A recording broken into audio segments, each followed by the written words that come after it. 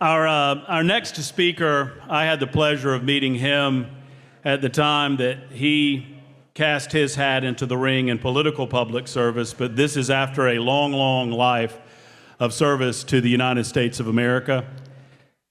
Our next speaker is a West Point graduate from 2005. He is a combat veteran. He flew Apache and Chinook helicopters in Iraq and Afghanistan. And let me tell you something, if you sit down and you talk with Matt Van Epps, you would not know about that experience unless he brings it up, unless you have a conversation about it. He is such an unassuming and soft-spoken person in person, but do not allow that to fool you one bit.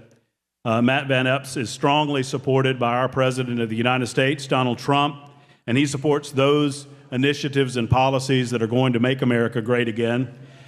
He served before his time in Congress as a Commissioner of General Services and Deputy Chief Operating Officer under Governor Bill Lee. After his service in the United States military, he was called to further service and ran in a special election for the Congress in the 7th Congressional District in the state of Tennessee. And it is an honor to say that he serves the 7th Congressional District and an honor to introduce him. Put your hands together for Congressman Matt Van Epps.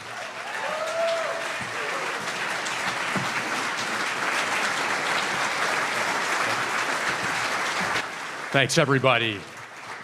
Thank you so much. Wow. Can we give it up for Matt Murphy? This is somebody. Give it up for Matt.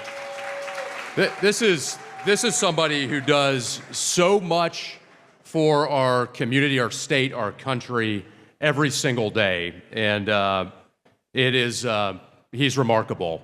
And I am so excited to be here tonight. Let me start by saying that AFP, One Small Step marquee event here in Nashville, Tennessee, in the 7th Congressional District. So welcome to the Tennessee 7th Congressional District, to a city, Nashville, that I love, and country music, that I love as well.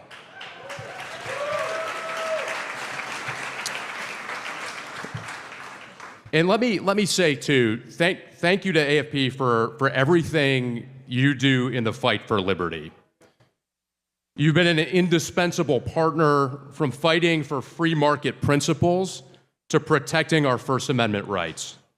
You're always on the front lines.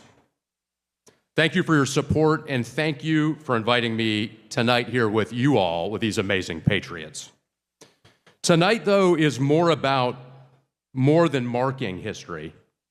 It's about renewing a national conversation on the future of our country. One Small Step is a national movement rooted in the principles that have guided America for 250 years: freedom, dignity, and opportunity for us all. As we approach this historic anniversary, we have a rare chance to reconnect with those founding principles and apply them to the challenges we face today. Tonight, we gather under a powerful theme drawn from one of the most defining moments in American history: Patrick Henry's speech, "Give me liberty or give me death." Now, before that famous speech, Patrick Henry stood against the British Empire's excessive taxation. He argued that Americans should only pay taxes approved by the legislature of their own colony, not imposed by a tyrannical government thousands of miles away. His response shaped the way Americans responded to Great Britain's imposition of unfair taxes without allowing colonists to have representation in Parliament.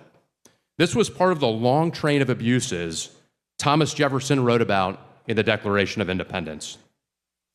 Patrick Henry's famous speech, delivered 251 years ago this month, urged the Second Virginia Convention to stand against tyranny. To Patrick Henry, the choice was clear: freedom or slavery, self-government or submission, representation or subjugation, choice or force, and of course, liberty or death. Patrick Henry wasn't fighting for abstract rights like the French revolutionaries would do 2 decades later. He was standing up for the rights that all British people believed were their rights by birthright. But Americans took it even further. They claimed their rights were bestowed by God, not government. Yes. Bestowed by God and not government. And that made them fight even harder to protect them. For Patrick Henry and the rest of the revolutionaries, it was no choice at all. Henry asked, "Is life so dear or peace so sweet as to be purchased at the price of chains and slavery?" Henry believed that freedom was worth fighting for, even dying for. Patriots like Henry believed that a life held captive to tyranny was no life at all. He stated, "There is no retreat but in submission and slavery." And my fellow Americans, let me tell you, Americans have never retreated. We have never retreated. Generation after generation, Americans in uniform, Americans in public service, and ordinary American families have sacrificed to keep that torch burning bright. The torch did not stay lit by accident. It stayed lit because people chose duty over ease. I think often about the men and women who have worn this nation's uniform. Those who stood watch in distant places, often in hardship and danger, so that liberty here at home would remain secure. Service teaches you something important about freedom. It teaches you that freedom is precious because it's costly. Someone has always paid for it. Paid for it at Lexington and Concord. Paid for it at Gettysburg. Paid for it on the beaches of Normandy. Paid for it in the mountains of Afghanistan and the deserts of Iraq. Paid for it in long separations from family. Paid for it in wounds seen and unseen. Paid for it in rows of white headstones that remind us that liberty is not an abstraction. It is an inheritance bought with sacrifice. And if we want to be worthy of that inheritance, then we have responsibilities of our own. Our task is not merely to celebrate the founding. Our task is to continue it. Tonight, I am encouraged. I can tell the spirit of liberty is still alive today. In all of you, in all of us here, in these amazing patriots. But we must do more than carry the torch of liberty ourselves. We must spread it. We can't take our liberties for granted, not in a day and an age where so many forces are trying to undermine them.